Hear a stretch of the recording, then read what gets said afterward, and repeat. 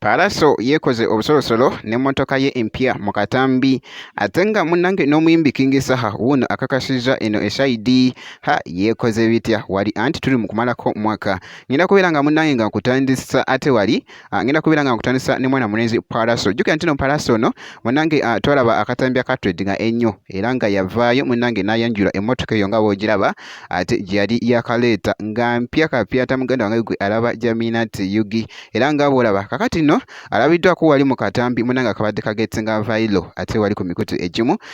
eza social media muganda wange kibadde kitambulira ddala bulungi nnyo nga yeekola obusolosolo oba nga yeekola ate wali obumodimodi muganda wange mu katambi ku mmotoka ye eyo empya era nga bw'ogiraba munnange ate wali era nga badde ataddeko saawundi munnange ate ebadde ekikuba wali muganda wange gwe alaba Jaminati Yugi naye nga bwekityo munnange era nga bw'olaba akatambi katwedingidde ddala ku mukutu ogwa TikTok wali ate kibadde kitambulira ddala mwana mulenzi Palaso wali wonna bwekito bwekitambudde esaidi eyo kakati munnange eyo kankugjeyo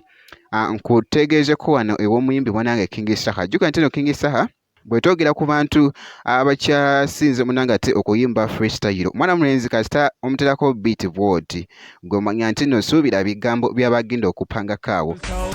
Autana kauka man auta ntebe Me no go so. man auta chotera man auta chigungu Tell them say no go so. man auta anywhere in Uganda depan Tell them say no go so. man agwan London tosobola na kumanya nti no bagenda kubijja wabula ng'abijja mu mutwe gwe oyo no ye mwana mulenzi no King Saha era ng'alabiddwako wali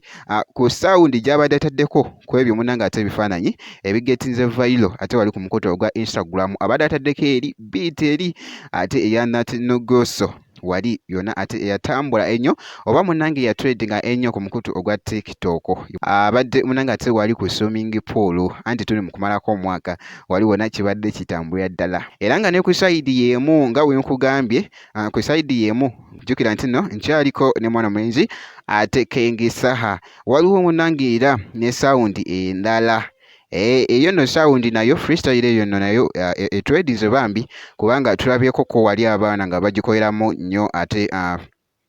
challenges zibadde nnyingi nnyo ate zibadde zitambulira ddala kakati nga woolabaawo munnange eyo nayo challenge era mu freestyle y'omwana mulenzi ate wali King Saha kibadde kitambulira ddala yakumalako omwaka naye nga wano ku Jaminati Yugi munnange ate twagala ate okwagaliza ate Happy New Year ate wali munnange ate kibeere nga kitambulira ddala bulungi nnyo ngenda soka nkweko katambi kano ku freestyle eno ate ndyoke enkoize jukira tukalawo mwaka gugende bannange guno gubadde mukaawu nawula bannange